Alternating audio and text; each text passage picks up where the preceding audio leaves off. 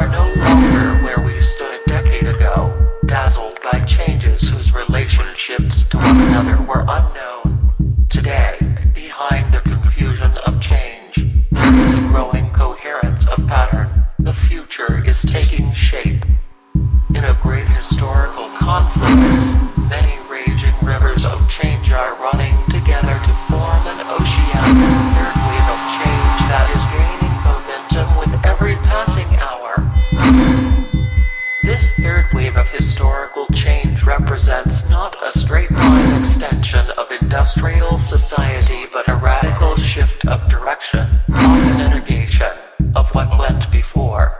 It adds up to nothing less than a complete transformation, at least as revolutionary in our day as industrial civilization was 300 years ago.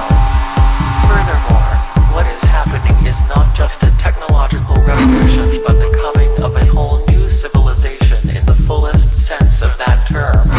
Thus, if we briefly look back over the ground we have covered, we find profound and frequently parallel changes at many levels simultaneously. Every civilization operates in and on the biosphere, and reflects or alters the mix of population and resources. Every civilization has a characteristic technosphere, an energy base linked to a production system which in turn is linked to a distribution system. Every civilization lies as a sociosphere consisting of interrelated social institutions.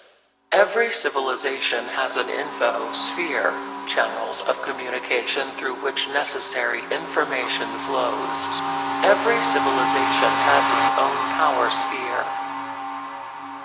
Every civilization, in addition, has a set of characteristic relationships with the outside world, exploitative, symbiotic, militant or pacific, and every civilization has its own super-ideology, a kit of powerful cultural assumptions that structure its view of reality and justify its operations. The third way, it should now be apparent, is bringing revolutionary and self-reinforcing changes at all these different levels at once. The consequence is not merely the disintegration of the old society but the creation of foundations for the new. Third wave civilization, unlike its predecessor, must and will draw on an amazing variety of energy sources: hydrogen, solar, geothermal, tidal, biomass, lightning discharges, ultimately perhaps advanced fusion power, as well as other energy sources not yet imagined in the 1980s, while some nuclear plants will no doubt continue to operate, even if we suffer a succession of disasters worse than 3 Mile Island, nuclear will, on the whole, turn out to. Without a costly and dangerous digression, the transition to the new source energy base will be erratic in the extreme, with a staccato succession of floods, shortages, and luna. It cries and wanes, but the long-term direction seems clear enough. A shift from a civilization based heavily on a single source of energy